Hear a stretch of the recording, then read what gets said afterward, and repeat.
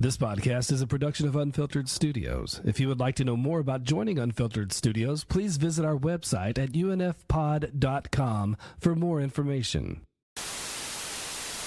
Kaboom! The most explosive movie of the year is now the #1 movie in America. Now you know what I do for a living. It's a lot of unholy fun. Get a crush on me. I love this movie. Right? Right. That's right. The Expendables. Rated R. Now playing everywhere. Boom time. Don't miss the #1 movie in America. I heard that too. Expendables 2 is rip-roaring, insane, action-packed fun. Nice touch. The Expendables 2. Rated R. Now playing. Let's do what we do. With this much muscle in one movie, you need to see it on the big screen.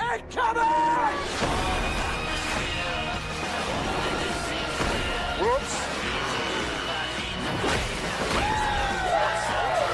This will solve all your problems. The Expendables 3, rated PG-13, now playing in theaters. Terrorists have taken possession of nuclear missiles. If these babies go off, it's on you. Any questions? Get in, losers! We're going shopping! Good to be back. Yep. Let's fly, baby! Guys! We could use some help! I got you. Bring it! Now that's what I'm talking about. Expendables, definitely rated R. September 22nd.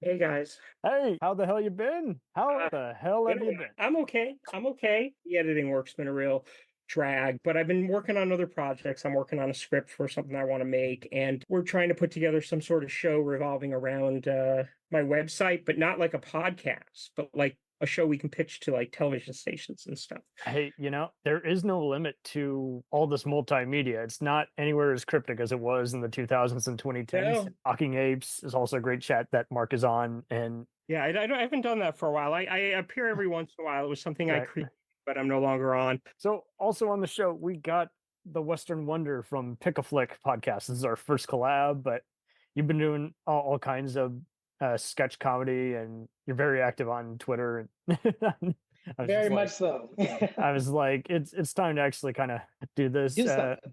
You've done Two Grumpy Music Snobs as well. Yeah, it's an old music podcast that I've done. I plan to revive it soon because it's been a long time since I last done it. Trust me, yeah, I do 5 shows a week. It is hard to see which one, it's like a bunch of plants, and which one do you water more? Yeah, right.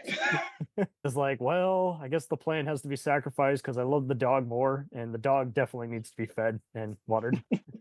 For sure.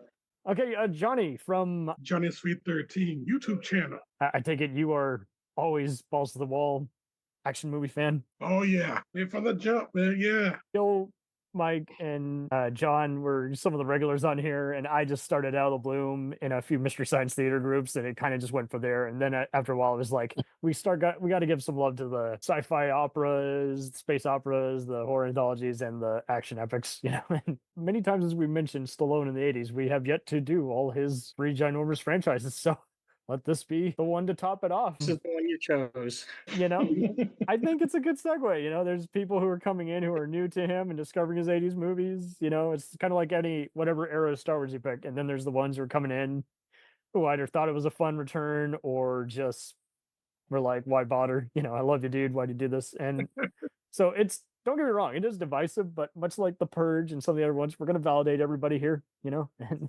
No, I mean, I like the Expendable movies as we'll get into. It's just I had to sit through the fourth one again. And that I told you didn't have to.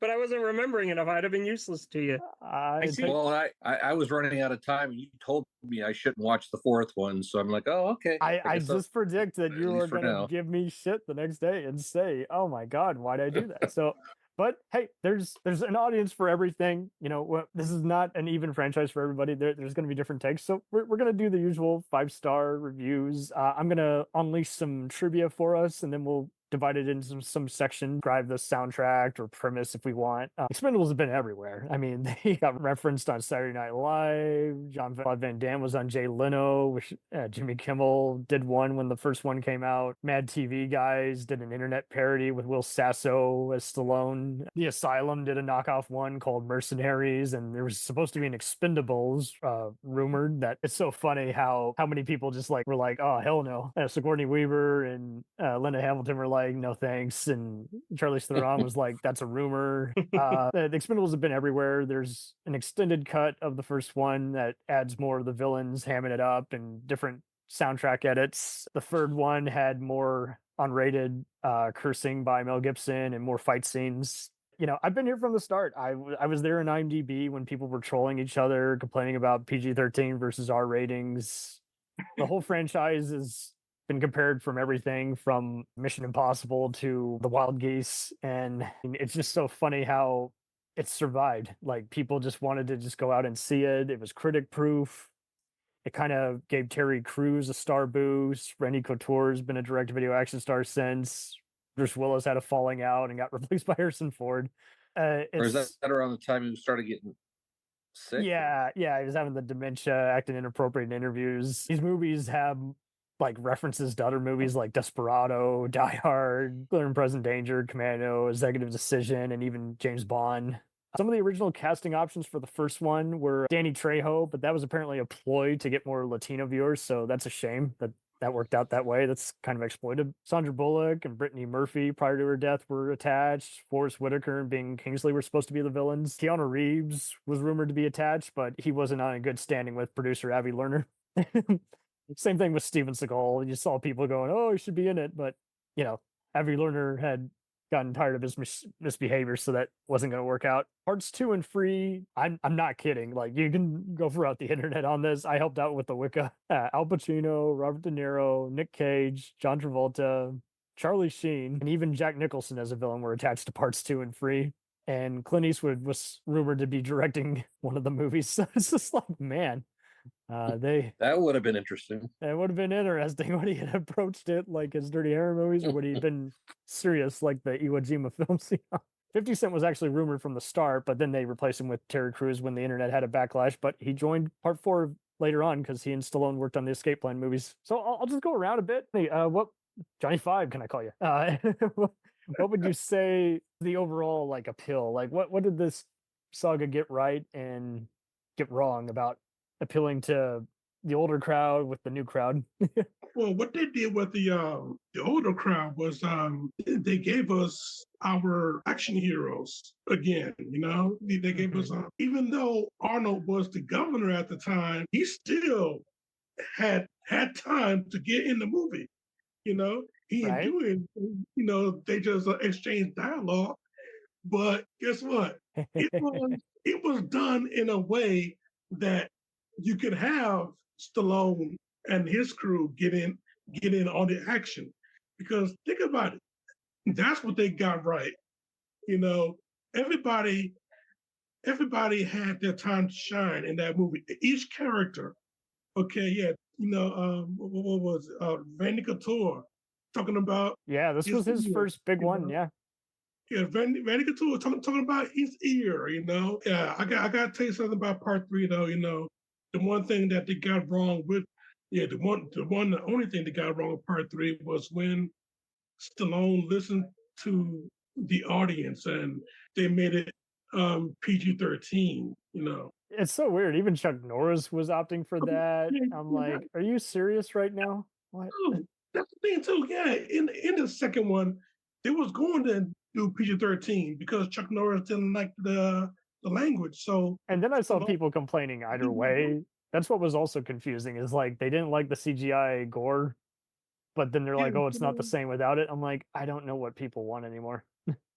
yeah, Stallone rewrote the script and then, took the language out, kept the violence in. We got an R rating for part two, but for part three, it was PG-13, and that turned people off. And then there was a leak online of the whole movie, and then Jet Li getting his like a thyroid condition, something like that. he had passed in hyperthyroidism, and that's why he was barely in the last one.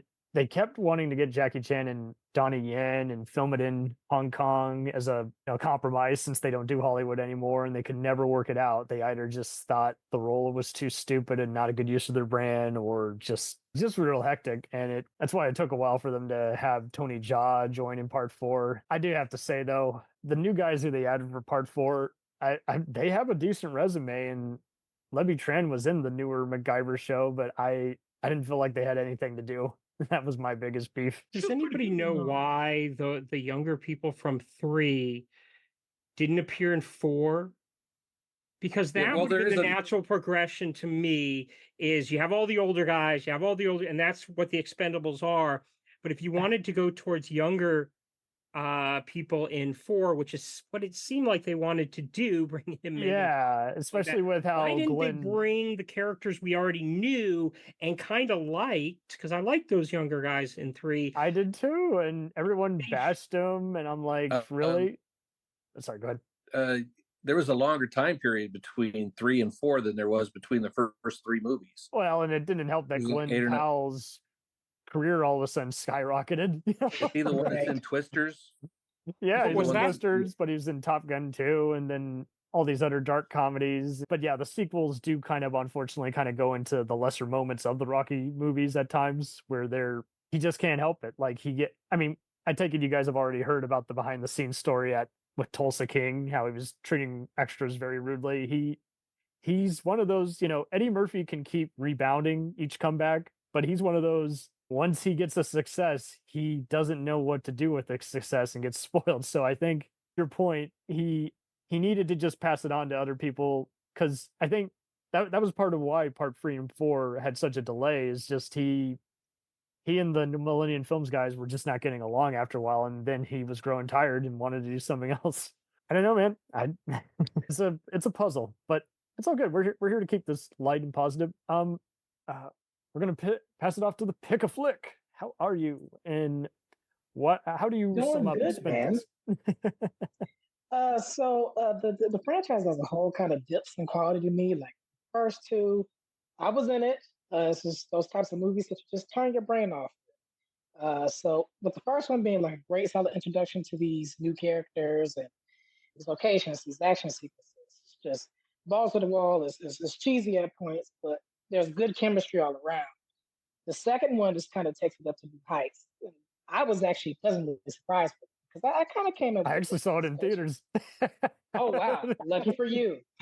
Lucky for you. It was packed, but I saw other people being like, "This is stupid," right? As if they didn't know what they were in for. So I don't know. Yeah, and the way that the sequel was just expanded on the action sequences and the quality kind of dipped and waned.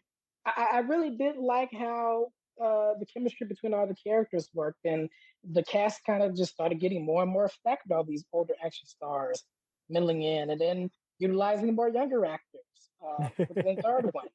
And then closer to the end with the fourth one, it was just a nothing burger of a letdown. I was expecting that ensemble to come back, and it was just mostly people I'm not really familiar with. Like I've probably seen their face in something action related before, but I just couldn't put a name to it. Even Dolph was barely used, and you can tell he's trying. And I'm like, well, why wouldn't you have him at least punch a guy? It's just, I don't know. It's kind of like when I see, I don't know, a great comedian like Sarah Silverman or Jim Gaffigan, and they appear in an ensemble, but they're literally half a scene. And it's like, I love it when they stretch themselves. I love these comedians, but don't not give them something cool to do. It's just kind of like, and I get it. I get that time pays, but I'll even see it with some of the Office comedians where it's like, they're so good. You didn't give them the last line in the scene. Come on. They have to have a retort. It's part of their. It'd be like if, I don't know. I know Jim Carrey's coming back for the last Sonic. It takes a lot to coax a guy out of retirement, but if he just stands there in the background, I'm going to be disappointed. You got to have Jim Carrey be one of his alter egos. It's kind of like. So I'm with you guys. There is a bit of this in some of these. There's a lot of what ifs or wasted opportunity, but we'll decide in our final rankings what they succeeded at most. Gil, so how many of these did you see at the time versus now? Well, I've seen the first 3. Did you grow up watching war and Western movies with your folks and uncles? When I was my folks, no, but I did see a lot of like action 80s movies and stuff like that. Let's get hairy. Grew up with, like Arnold Schwarzenegger and Raw Deal and, Stallone and Cobra, that kind of thing. Yes. Oh, man. Fun stuff. Even what's funny is some of the lesser direct-to-video movies that Bruce is in totally still feel like he's on an Expendables set telling recruits what to do. It's just like, oh, dude, wasted opportunity. And yeah, there's plenty of fun ones out there. And I'm glad you guys brought up some of the direct-to-video icons because unfortunately they kind of got poo-pooed at the time, but now they're in a Tubi and Amazon Prime age. They're kind of getting a resurrection, getting like the 5th wave of fandom, if you will. I wonder what fan clubs are like now with these action stars. It's like, does anyone actually still mail autographs now still, or did it just DM?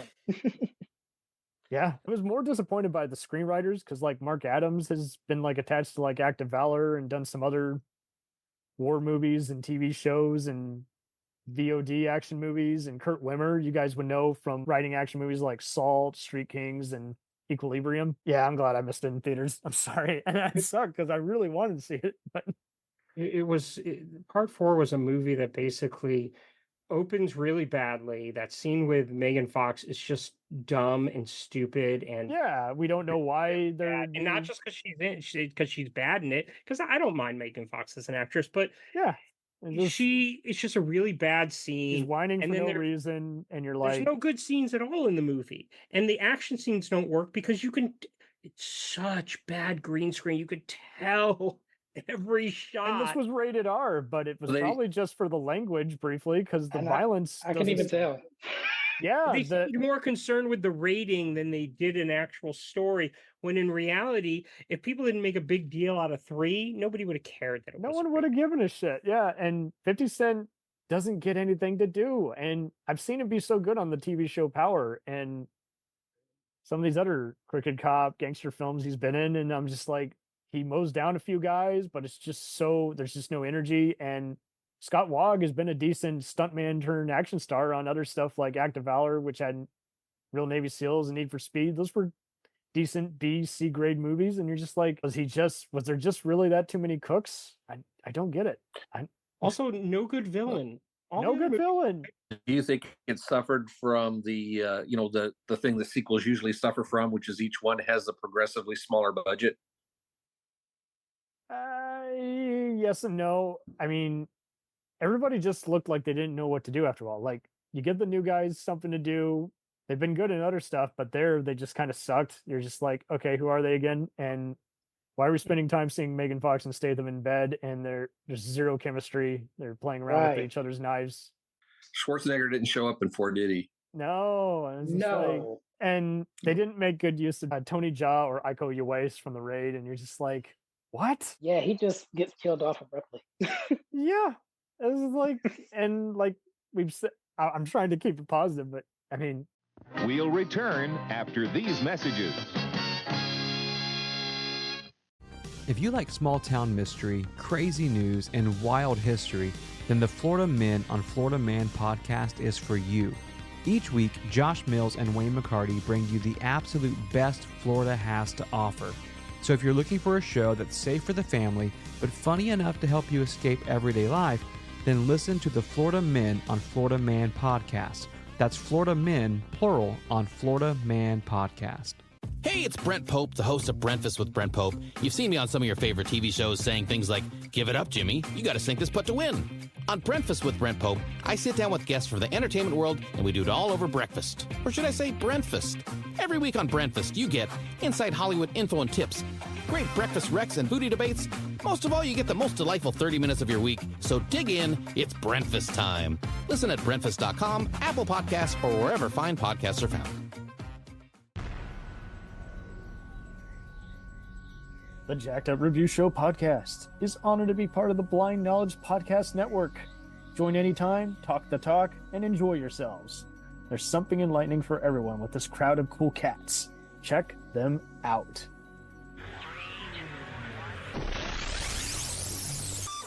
Well, you know, this fourth one that you guys are talking about sounds to me like they're moving more and more away from the people that were originally in the film. Well, in the first, 3 films. It was wild, though, how people were hyping up. I wonder what'll happen next. I'm like, there won't be a next. It flopped at the box office hard. Yeah, there is no fifth. It basically felt like they didn't understand what the attraction of the Expendables were, and so now, hey, let's get some young, good-looking guys in here, a young, good-looking woman here. I mean, let's face it. What happens when Stallone's character is supposedly killed off? Spoiler alert. They don't bring one of the other ones up. They don't think, oh, well, you know, maybe Jason next in line. Yeah. They give it to a totally new person, and it's like a beautiful woman that that's going to be the draw for the Expendables. Yeah. They didn't understand what these movies were. I don't know what was up. It just seemed like everybody also just looked notoriously out of shape. And I think it's just, so I mainly blame the cinematographer because and the director somewhat, because it just seemed like they were trying so hard, like all the points you guys have said, trying to get it done. But then the way they would frame them, they just didn't even look like they were ready for combat. And so I'm glad you guys brought up the bomb point, because then it's just like, okay, where's the tension? They're stalling for time. There's not even a close up of a timer. This sucks. Come on. And just, I was going to say, well, a movie 3 minutes usually lasts for like 6 to 9 minutes. Yeah.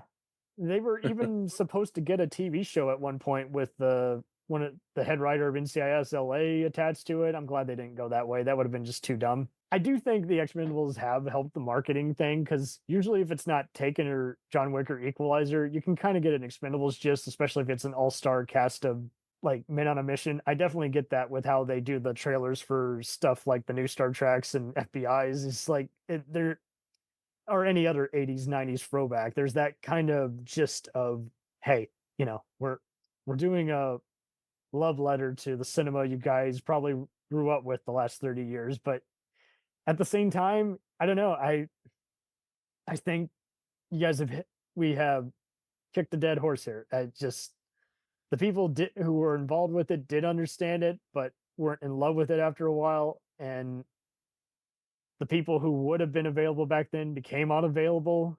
And then I'm just like, okay. And I think, yeah, the budget dried up after a while to where they were just like, I mean, I knew people who would have loved to have seen part 4, but again, it just came out so late. You know, interest dries up if you take more than 3 years, you know, like they were supposed to even do a sequel. I honestly don't remember seeing any kind of advertisement for Expendables 4 myself. I mean, I'm sure it's probably out there, but much like Horizon with Kevin Costner, you're like, where did the marketing go? Did you want this to flop? Because you're not going to get your money back.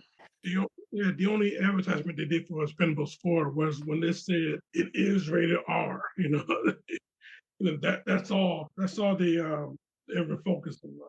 Yeah, and I think to Mark's earlier point, they were so based around that, and it's just like, no. What people don't understand when they make movies like this is a movie like this needs good reviews. And the first Expendables got decent reviews, I believe. The second one, but I'm looking right now at Rotten Tomatoes, and Expendables 4 has a 13%. It was dead in the water. And it's not like it's a big celebrities and it got 13%, because Stallone, all them, there's still names. And now Stallone's even bigger because of Tulsa. But at the time, it wasn't like Stallone was the guy people were rushing out to see. But a good Stallone movie they might rush out to see because he had just done the Creed movies. Well, and the early posters for it that they showed at Cannes Film Festival, back when Stallone was refusing to come back for a while he and the producer were patching up their relationship, they claimed, oh, Banderas and Statham are attached. It's like, well, yeah, no. Banderas is, and again, Brosnan and the others have done plenty of other movies for Millennium Films, especially Dolph. But I think that's the other thing too. I think Abbey Lerner was so invested in still selling movies like he did in his Canon Films days, and it's like, dude, if people aren't cleared with those, that they're not going to do the movie. You can't sell a movie on people who don't want to do it or who haven't been told, hey, I would agree to come back. It just, I think everyone's got to find new business tactics. And when they're not using their film sets, instead of tearing it down, why not rent them out to other people? Shit. When you have a guy who's leading the pack and you find out he's not going to be in the movie, you don't want to go see the movie. And without Stallone, nobody's going to see the film. And now they're going to feel like, well, just because they say he's in it doesn't mean anything, because they'll take him out halfway into or a half hour into the movie. If he's not promoting it, yeah, that's true. He didn't even promote it on any Tonight Show. Instead, he was talking to Tulsa King and like, see, that's dumb. That means he's barely in it. Yeah. He treated it like he treated his direct video movies. Sorry, go ahead. I was just going to say that the draw for the first Expendables movies was you had Schwarzenegger, Stallone, Bruce Willis, in this movie, but Bruce Willis and Schwarzenegger were just in and out in the first one. They didn't really do much of anything. It was just fun. So it was kind of like misleading. It was nostalgia mixed in with how the action was done and the wacky character one-liners. But yeah, They didn't hide the fact that they were only in one scene together, though. That was all over the place. They were only going to be in one scene together. So that wasn't really that misleading. Where the misleading nature, I just think Expendables 4 it just kind of did. If there's anything that Rocky did so well that I wish more movies would incorporate it, the most you see is in classic 80s dance movies like Flashdance and Footloose, is the montage sequence. Montage sequences are great, especially if you're showing people training or suiting up for combat, like the commando suit up scene. And it's like, it needed more of that. All those movies, I think, because part 2 did a more fun, over the top, silly Cinda. Part 3 was more of the same, and part 4, what it needed was just at least other than the cauliflower ear, they didn't really return to the whole, hey, what makes them the Expendables? Other than that, they're mercs with a crappy social life. Is like they needed some cool out for vengeance thing or something, and like you guys said, when it wraps up, it's just not a good farewell at all. And they wanted more movies out of it, but again, everybody is just so static. And you're just like, okay, well, if you don't put in the work, it shows. You can't hide, bad acting or uninterested. You're doing Expendables 5. Who's going to be in it? Who the hell would be in Nobody. it? Nobody. Well, if 4 was as bad as you guys say, which I'm not doubting for a minute, it might be another 10 years before they even attempt another Expendables. And by then, and then by then maybe somebody else will come along who Robert actually Duvall, remembers the I first don't know. You got to get a filmmaker who's really passionate about the first 3 coming in and saying, I got an idea. That's the only way it's going to be reborn. And that's the only way you're going to get these actors excited about it.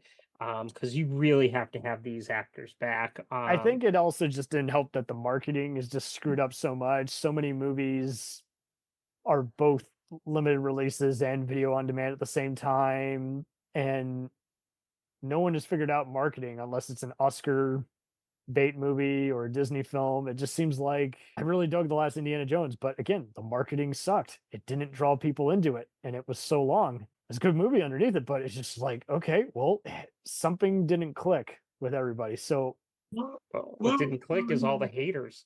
People were don't get me wrong. There were plenty of Nazi trolls too, but like then there were people who would otherwise be interested, but it had been so long. So I'm just like, okay, they should have just focused on the plot, had Mickelson ham it up a bit, make people stoked for what's going to happen. I don't know. Well, Edge of Tomorrow was a really good movie, but they had poor marketing. Same deal there, yeah. People were like, the title sucks, Tom Cruise, and don't really do sci-fi, and it's just like, what a cool movie by, what's his name, who did Usual Suspects and some of these other movies, and Emily Blunt being a badass, and Bill Paxton, one of his final roles. You're just like, yeah.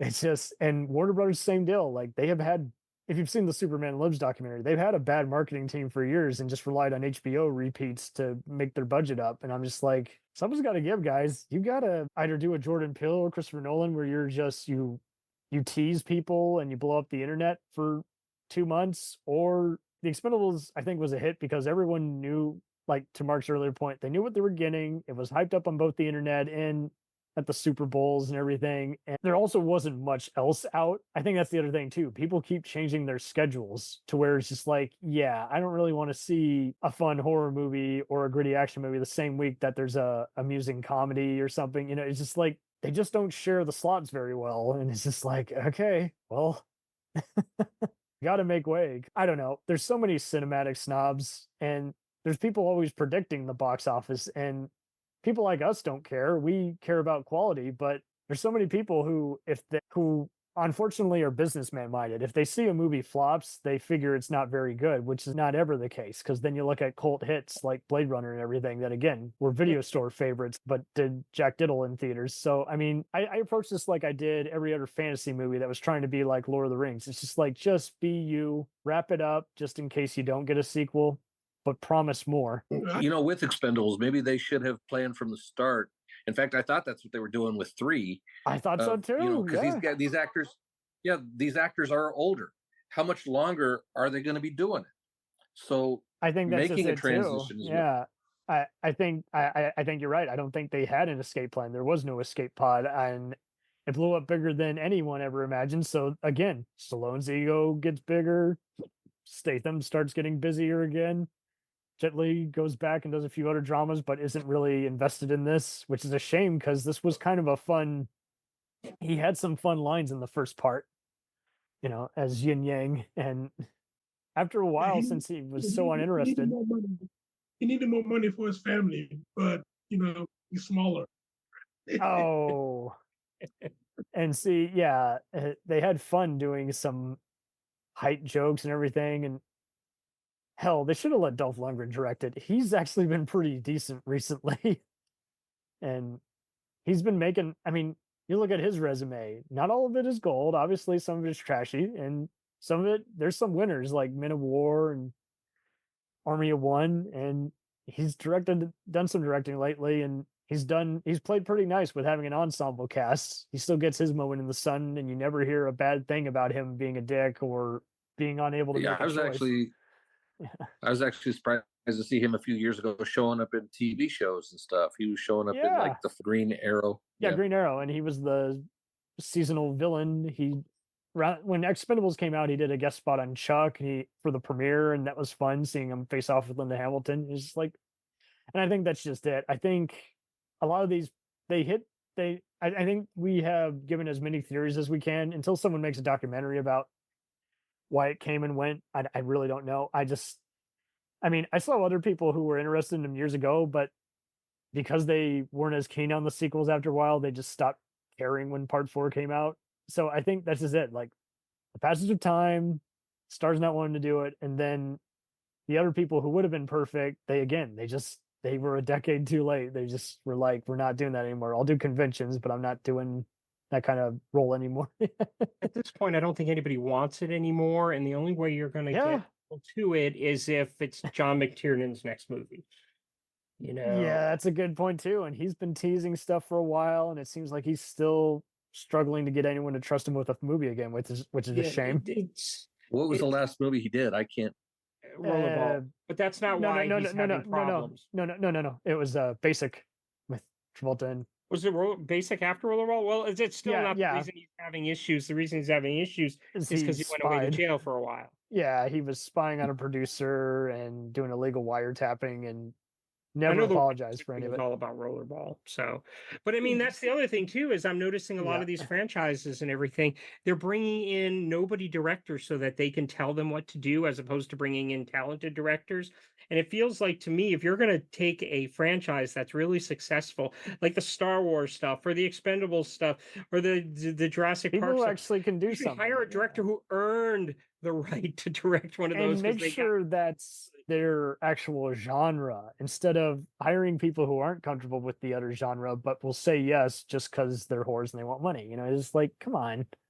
You know, just your heart's got to be in it. It can't just be, I'll do my best. I was like, well, do you want to do this or not? Like, do you have a connection? Can you bring an interesting...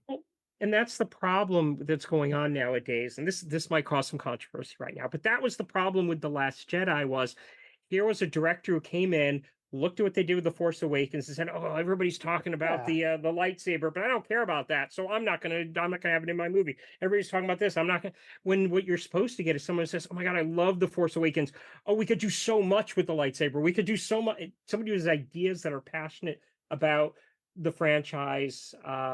They're mistaking. And that's why Creed was so good, because Ryan Coogler was such a Rocky fan. That is true. And he focused on the drama instead of the fights. A lesser director would have been, what's the next choreography we can do, you know? Well, and, because he was such a fan, he understood what made them work. Right. Instead of... Go ahead. I was going to say, you know, and that's the formula for Creed that they could have used for Expendables in a way, as far as the transitional thing goes along. You know what I mean? Mm-hmm. Yes, I didn't see Creed, but you know, it's more like they're following along in a family. What you've seen of it, that. Yeah, that's just it. Like, it wasn't, I'm trying to replace you, but I am. It helped that he's related to Apollo Creed, so I think that's just it too. Like, these movies are campy, but they also still have moments of Stallone's, 80s type drama and homages and tropes that are required for this type of genre, men on a mission type movie. And I think this is it. Like, people were so caught. It was almost kind of like playing an RPG, but then you decide, hey, the programming and glitches are too distracting, so I'm going to pirate the game and make my own RPG game. It's just, that's kind of what it felt like after a while. People would come up with some fun ones. What about Peter Weller? What about Ron Perlman? What about these other guys who've been in other movies with these stars? And it just seemed like no one on social media was paying any attention, or again, they weren't in the budget. It's just like, well, it should be more than the budget. You should work this out. Like, look at the Purge movies. Those became a B movie smash hit because Ethan Hawke took a pay cut. And it was a simple, low-budget franchise, and then surprise hit, and now they're able to make as many of those John Carpenter-esque movies as they want. So it's just like, and they always make money, right? Whether you like them or hate them. It's just like, I think that's just it. Like, they made their money back for a while, but then, yeah, it's just, they got so concerned with the rating, and just even like the littlest, just thing just would set them off. And it's just like, well, I don't know, because I don't know, there wasn't even a Comic-Con for like part 4 like there was with the last 3. You look at some of those conventions they're doing where it is just funny. It's like they have Van Damme, Stallone, Banderas, and Wesley, and even Ford talking about their characters. It's hysterical. And I mean, hell, this popularized Shinedown, the band, a little more by using them in the trailer and the extended cut. How many exploding arrows out of 5? See what I did there? Are you going to give these movies? I'll let the Pic-a-Flic podcast go first.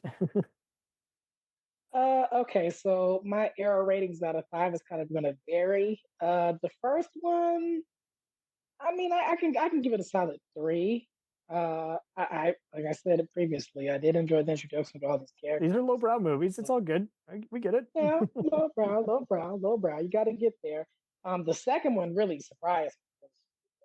I could have sworn I saw it, but only in increments. But once I, finally saw it in full, especially the climax where everything just went super crazy, that bumped it up to a 3.5 for me. Just that final battle between Van Damme and Stallone was crazy. 3 goes back to 3 out of 5 for me. Oh, good. Not as much as exciting as the previous one, and then with 4, it's just like a 1.5 era. It's just like everything went flat. It's just a nothing burger. Nothing really happens. Yeah, the ensemble feeling is gone. I'm with you. Yeah, that's cool. Mark, what are you going to rate? Well, I'll go from bottom to top. So the worst of the bunch, the one that I pretend doesn't even exist. So when people ask me about the Expendables movies, 2 or 3, because Expendables 4, 0 stars. It's got a half star in my letterbox, or 0, I guess what you say, arrows. It's got a half a star on my rating for letterbox just because you can't go any lower than that. My second least favorite would be The Expendables, but I still feel it's a lot of fun. It's a 3-star movie, definitely, or a 3 arrow. I gotta keep saying arrow, a 3 arrow movie, because it's, with the exception of the opening. I don't like the opening where they reveal Wesley Snipes. I think it's a poorly done action scene, but I feel like the rest of the movie it's a lot of fun. Watch the extended edition. It's got some extra stuff in it. And I like the fact that they actually bring in the young guys, and then they do this whole thing where the young guys get captured. Yeah, and the older guys now have to come save them. I think that's great because, that's basically what these movies are to me. Showing the younger guys who are making bad action movies today how to do it. And then the number 2 would be the first Expendables. And I like the extended cut better than the original. But I think it's better paced. The only thing I don't like about it is after they blow up the mansion, watchtower. There's an action scene, and they throw in this song that just the Shine Down song. Yeah, it doesn't work. But that was the first one. We didn't know what we were getting coming out of it or going into it, and it was just a really fun ride. That was a throwback to these great movies that I used to go to with my dad before I even fell in love with movies. And I go to after my parents divorced, and I go to the 70s Slugfest. Yeah. These were the kind of movies he loved to see.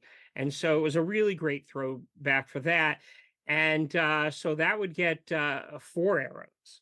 But here's the shockers with Expendables, with Expendables 2, and especially I think I had it at 4.5, and then I rewatched it a couple of days ago and bumped it up to 5 because that movie is it's got an incredible opening. It's your commando. Just doesn't stop all the way through.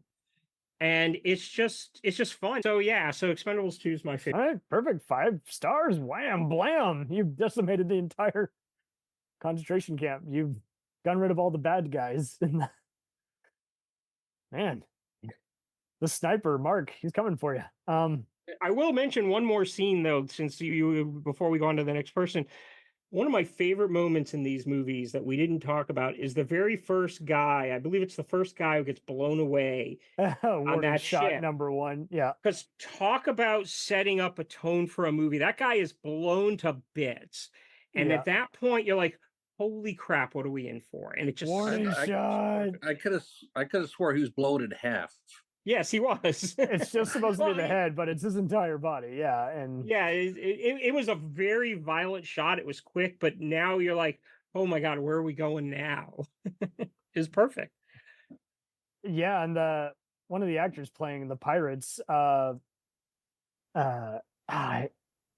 Joseph, he's gone on. Yeah, Amin Joseph, he's gone on to have a big career. He's been in everything, including the newest Justified TV show to Skinamax shows and everything. But like that was a big career boost for him. This was a big comeback for everybody involved, even though it was minor. I mean, what's her name? Charisma Carpenter as the girlfriend from Statham. It's like you never really would have liked to have seen more of that. Yeah, a lot of people complained about it, but I'm like, see, by movie 3 or 4, she needs to join the team and learn how to be a merc and make ends meet instead of just being the, army wife.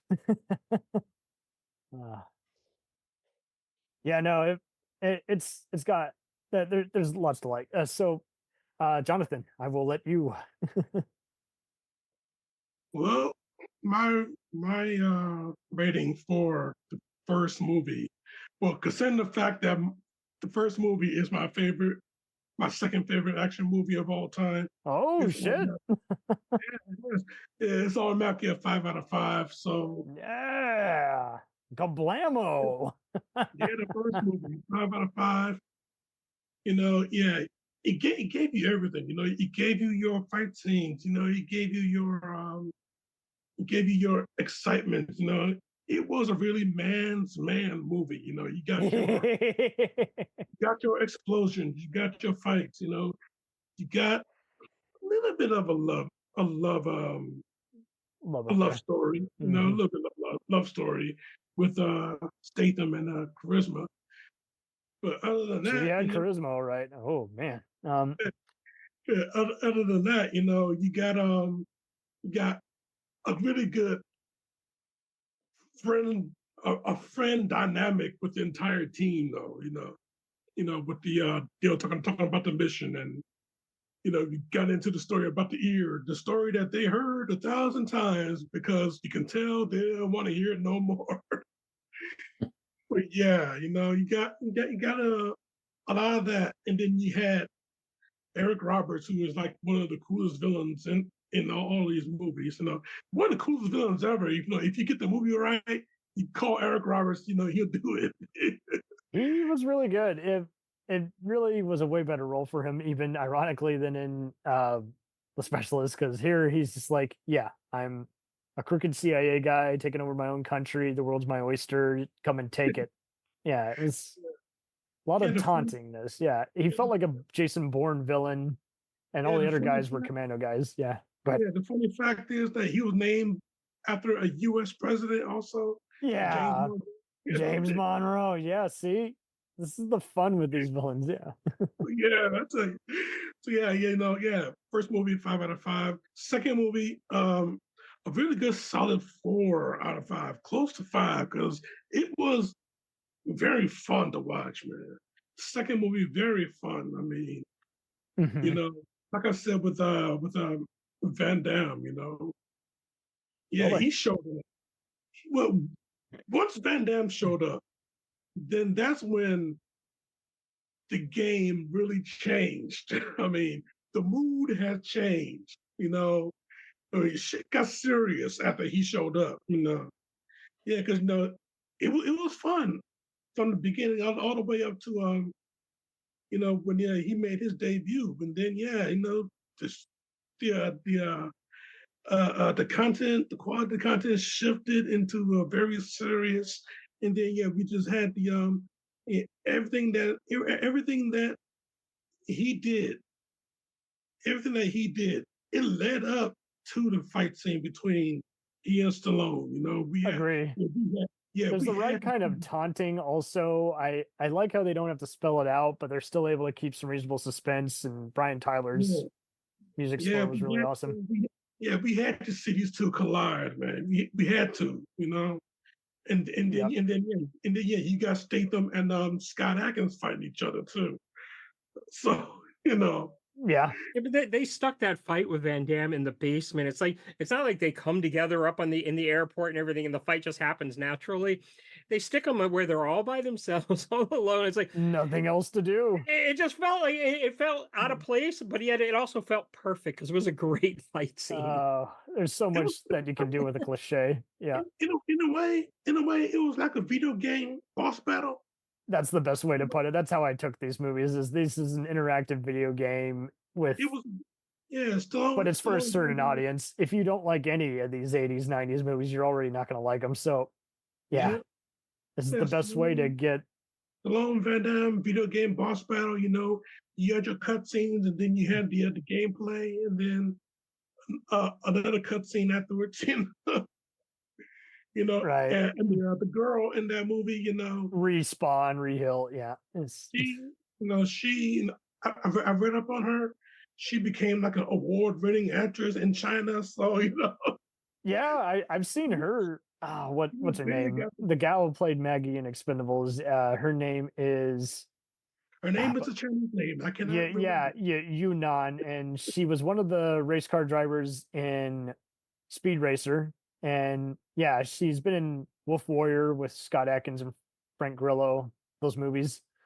But she's part of the Beijing Film Festival. She hold her own very, very well, But with the third movie, though, I give it a good 4 out of 5.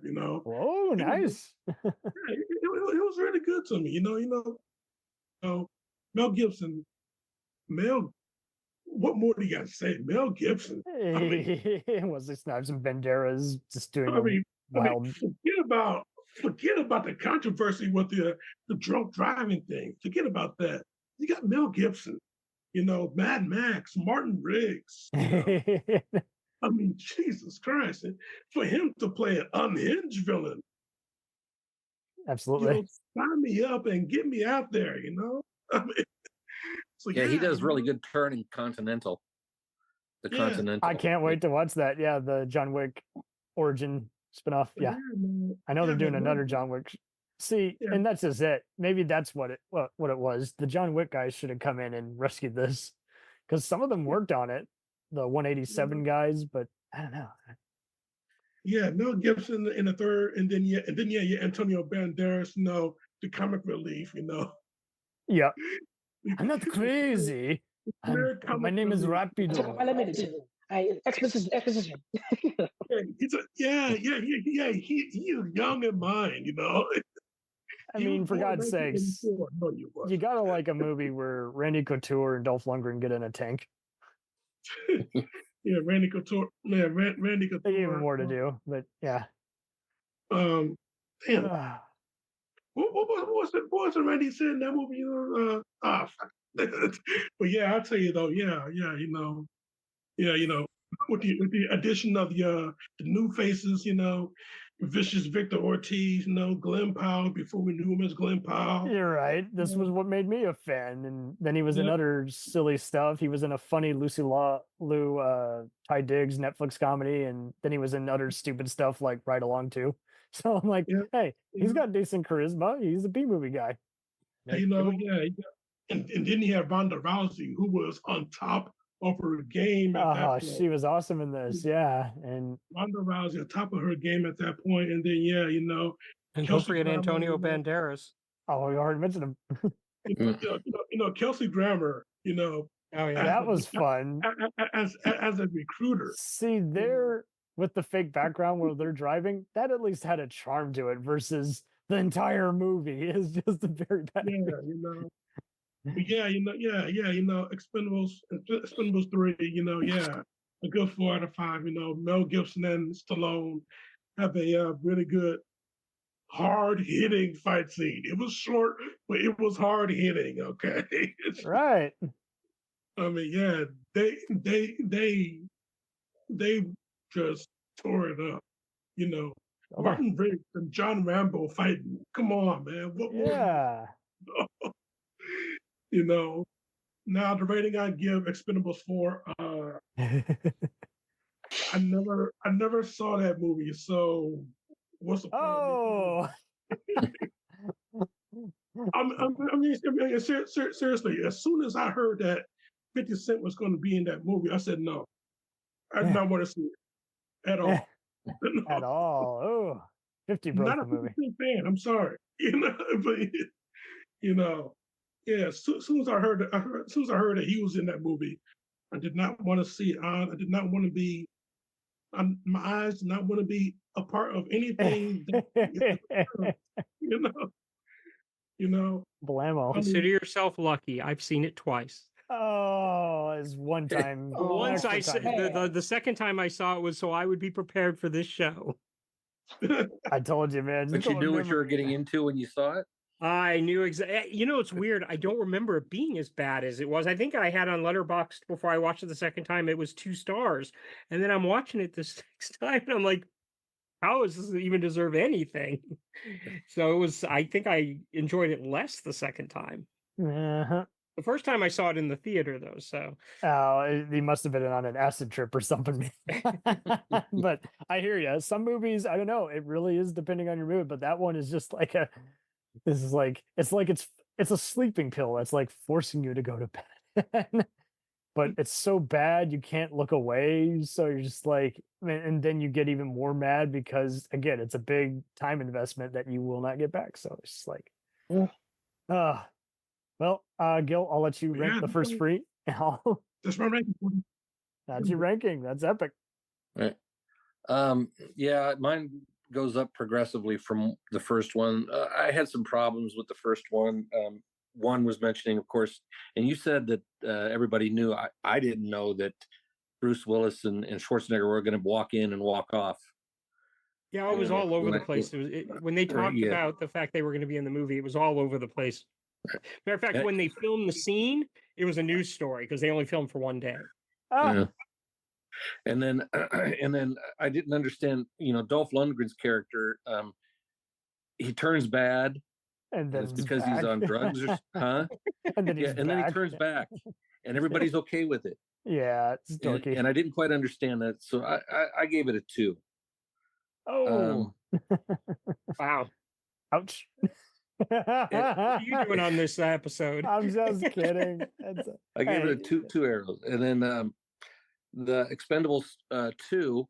It seemed to me like there was a better progression within the film. Like it was well constructed. Yeah, and I enjoyed Mel Gibson as a villain. Oh, that's free. Oh, I'm sorry. Right. Okay. Yeah, well, Jean-Claude Van Damme, except he didn't do the splits, but Yeah, but I like the progression of the second one as opposed to the first, and then the friendship that was budding between Stallone and Statham, and I like the progression on that. So I give that a 3 out of 5 arrows. And Kablamo. And Expendables 3, I think I like that better. Of all 3 of them, I think I like that one the most, and I would give that one a 4. The way your list is going, getting better and better, maybe you should see 4. Maybe I'm glad that I haven't seen 4, because maybe then I have to go 2, 3, 4, 0 or something like that. I don't know. I'm gonna have to give it a 0 anyway because I haven't seen it. But oh yeah, not applicable. Yeah. Oh man. Yeah. So I'm with you guys. I see a lot of your points. I'm going to share a lot of these same ratings. So I mean, in terms of the amount of fun I have with all of that, that's not how I'm rating them. I'm just saying with the amount of fun I have, they're 5 stars. Their actual ratings. I'm going to give the first one 4 out of 5. Yes, it starts off explosive, like a more modern action movie. I like how they light the darkly lit scenes. It makes it suspenseful. And I like how they're in basically a southern state and they're living underground, waiting for the phone to ring for their next mission. And you make them likable, even though they're in a not so likable world. It works well for any kind of person, like whether you're watching a Bronson movie or a show like Prison Break or even a game like Grand Theft Auto, just having these anti-heroes be very amusing and have good chemistry. It does have kind of some too many predictable tropes and a bit of a slug, but it rewards more and more on repeat viewings just because it embraces, and it really is a proper love letter to the genre. I didn't have any issue with the shaky cam like other viewers had. So yeah, it's going to be a 4 out of 5 exploding arrows for me. I really enjoy it every time it's on, especially when you're seeing the AA-13 gunship that they're doing, taking down the various troops and freeing the villagers, fun stuff. Part 2, it's going to be a 3 out of 5 for me. I do have fun with a lot of the cast. It's just on repeat viewings, there's some competent action, but there are some sloppy edits where you can tell it's the same guys getting mowed down again and again, but getting back up, and they're editing it out of order. Van Damme owns this movie, and the last 20 minutes are worth the price of admission alone. It's just, once again, there's a bit of dead space in between the fun, and I don't like how Statham dispatches Atkins, but other than that, it really is a lot of fun, and it embraces the lowbrow. It's having way more fun. Part 3, it's a 3.5 out of 5 for me. I like this way more than most do, just because, rating aside, it really was like watching a bunch of Legos and Mega Blocks and video game characters all played by your favorite action stars and then kicking each other's ass. And yet it was like, I don't know, it was just like what they somehow made it. Once you get past how it's trying to cater to the Fast and Furious crowd, it's still a lot of fun just seeing them play on the action genre tropes. And Statham gets more cool fights, and Snipes, Banderas, and Gibson all are just having so much fun fleshing out these very wacky roles. And yeah, part 4, I'm being way too generous. I'm going to give that 2 out of 5. It wasn't unwatchable, but that is all I can say. It's still a bad movie. How can you say that much? That's all I can say. I try to be fair. It didn't make me turn it off, but it did make me want to fast forward for certain scenes. So that's just it. It's mediocre. I don't think I would have liked it had I been 13 and was still developing fun, because it doesn't do anything with anything. It's just like, okay, if you have all these new guys, you got to have them kicking ass.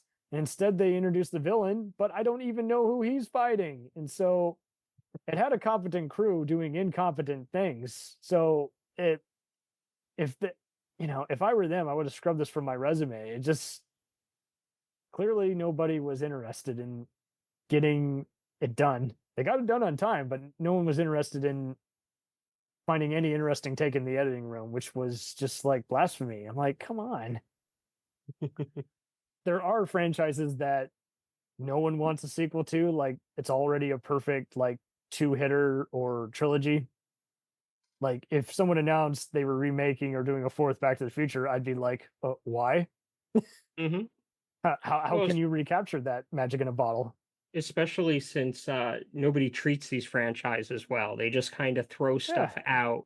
This year's been a good year for franchises because we got The First Omen and we got Kingdom of the Planet of the Apes, which were both first-rate movies. But how many times do I have to like The Fall Guy? It's part of I guess it's not really a franchise, it's a TV show. But what did the movie have to do with the television show? Nothing. Well, other than he was a stuntman, yeah. Yeah, but that's it. I mean, they took out one of the main characters. There was never a love relationship between those other two characters. It's like, what am I watching? I told my mom, I said she'd probably like The Fall Guy because it's sort of like a Hallmark movie with action. Oh, murder. But there wasn't even a lot of action in it. Me and my wife went to see it, and we're like looking at each other, and it's like, when's the action going to happen? Damn. So, well, the fighting and stuff like that, I guess, But I told my mom, I says, I didn't like it. It was too much like a Hallmark movie to me. Yeah, I didn't laugh at the trailer at all, and everyone else was looking forward to it, which was already kind of my. Of course, I think they've given up on the Marvel franchises because I don't know what this stuff is that they're putting. Well, Deadpool might reignite that. I don't. In a good way, I hope. But have you seen it? Well, because that's the other thing too. Like, they keep going with these storylines that it's kind of like if you were to me, it comes off as if you were going to do a bunch of Star Trek movies all set in the Mirror Universe. That's too much for the average fans and non-fans to have to comprehend. Just keep the time travel minuscule or simple. Don't. Well, I kind of understand that point. A lot of people really don't like the alternate universe stuff in movies because they have a hard time trying to follow what's going on, because you see this version of someone over here, then you see the same version or the same person in a different version of themselves over here. No, that's a good point, because like a movie that's absolutely true, because like I couldn't get into WandaVision, but I really dug Doctor Strange too because it was Sam Raimi having fun. But yeah, the mirror universes they're too much. It's just like a movie should stand on its own yet enhance the franchise it's in, and that's why all the Planet of the Apes. Because like look at the Planet of the Apes. Yeah, it's a good one. Most of the Star Treks are good at that. Like if someone comes in from the other show, you don't have to have seen all 50 episodes to know. Or if it's the first movie in that franchise you've seen, you shouldn't be lost. If you have to over-explain something and it can't stand on its own 2 feet, that's already a problem. And franchise fatigue will inevitably set in. This is why I like doing these franchise chats, because let's say we had a lot of people who didn't like most of these movies. I wanted as many of those guys on the panel because I wanted to understand why this wouldn't appeal to that kind of crowd. I like closure. And that's the other thing too. Movies don't seem to want closure. They're almost as bad as conspiracy theories, where they just want to kind of vent. And you're like, I don't know what you just said, but none of it landed, And then they don't give you closure at bombs, and they never make another movie, and you're like lost. Oh yeah. Yeah, don't be like Lost. And well, that's one thing. Yeah, that's one thing with Marvel that they were making mistakes with. They were introducing elements that they're not. They do too many per year. Just do one. Just do one a year. That's all you need. Like, I don't watch Star Wars anymore, and it's not that I don't like them. It's just I'm tired of them, and I'm told that I should be watching Andor. And I've seen the final episode because I went to an event that they played it at. And it looked good, but every time I go to turn on something Star Wars, it's like, I can watch something different. I have seen probably since I want to say circa 07, just an increase in reviews, which just don't talk about why this appeals, other than having a boner for the actor director. It's like, okay, I'm glad you like these guys. Why? How would I sell this to someone? You know, like I need a pitch. Like, hey, if you like Tarantino, if you like Leon the Professional, if you like this kind of movie, you'll like that. You know, I need some frame of reference, and it seems like so many of them don't. Like Expendables, I don't think the studio understood why it worked. Well, I think Lionsgate did, but the other investors and producers didn't give a shit. And I think that was just Stallone wanted to do it. It was probably a little bit lower budget than they used to giving out for a Stallone movie. Let's go ahead and give it a shot. And then it was a hit. Let's make a Commando type movie. Yeah. But it seems like that the people going into it already know what they're in for. And the people who don't like it already either don't like the actors or those kinds of junky, fun 80s cheese. So it's just like, okay. But we knew what we were in for the most part. You're able, I can market this and describe this to someone who wants to go see a fun spy men on a mission kind of movie. So it's just like, yeah, when we're describing some of these other movies, it just seems like, I don't know. I think a lot of people just think, oh, you like so-and-so, you're going to see everything they're in. I'm like, not necessarily. You know, there are actors we love, but we don't necessarily like the role they're famous for. You know, you might like them at the third stage of their career when they're in comeback mode or evolving a bit as a performer. You might like them on TV versus as a movie star. You might like them in supporting versus leading the movie. There's a bunch of those actors that seemed like after 2009 who were having to find out the hard way. Hey, I was good in this acclaimed movie, but not good in these other movies, you know? And, you know, sometimes the magic happens, like you say, sharing is caring. And Stallone kind of did that, and then he got a big head again. I'm like, what? You're treating this again, just like James Bond, or Indiana Jones, where the people in the movie don't even follow into the next movie, you know, unless they're part of the main cast. Come on, why not have some consistency? Or I don't know. Enough of the cons. I think we've summed up the pros. And can we find you on the interweb or Pic-a-Flic? Wherever you listen to podcasts. I've recently started to put my podcast up on YouTube because I forgot that you can put your podcast episodes up there. So I'm on YouTube there. For those that don't exactly listen to the audio only platforms, you can just search up Pic-a-Flic podcast, and I'll be right there. I'm putting up a review later this week, so stay tuned if you want to check it out. Lovely. John, you're always posting on YouTube and Insta. What do you got coming up? Yeah, the review on The Last Dragon. So yeah, you know, I saw there was a screening of that cult film. Yeah. Yeah, you keep your eyes open on that one because I have no idea what I'm going to say about that movie. But yeah, you know, yeah, the Johnny Sweet 13 YouTube channel. You know, I do movie reviews on pretty much everything. You know, you want a comic book movie, I got something for you. Action movie, got something for you. A horror movie, especially during October, I got something for you. You know, Mark, are you? Yeah, you said you're kind of taking a break from underexposed cinematic treasures and kind of trying to work. No, I'm not taking a break from underexposed cinematic treasures. I used to do a podcast called Talking Apes TV, which I moved on from, although it is still up. My co-host found a replacement for me, and I recommend that because I'm, still in really good terms with them, and they do a really good job. But my website that I do now is called Underexposed Cinematic Treasures at underexposedcinematictreasures.com. You can look it up. I still see your posts once in a while. I just didn't know how frequent it was. I still see your posts once in a while, but I just didn't know what the frequency was. You can look it up on Facebook, I believe on Twitter and Instagram. It's under underexposed UCT _recommends because Underexposed Cinematic Treasures was too long for them to make it a handle.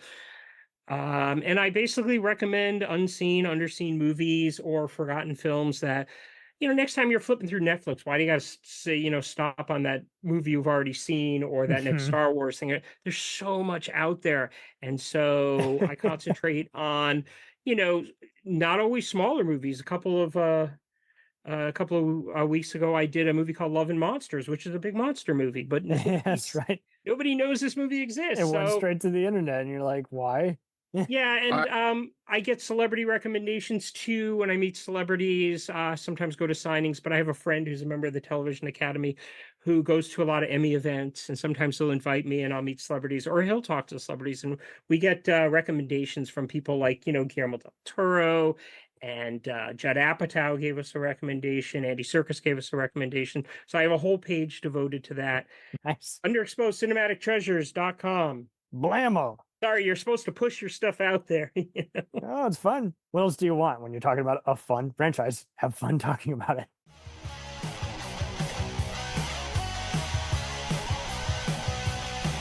Follow us on the web on Facebook, Twitter, and Instagram. The podcast is available on Podbean, Spotify, iHeartRadio, Anchor, Apple, and anywhere else podcasts are available. Feel free to review our show and leave comments on any of those sites. Thanks a million for listening. It's a jacked up review show.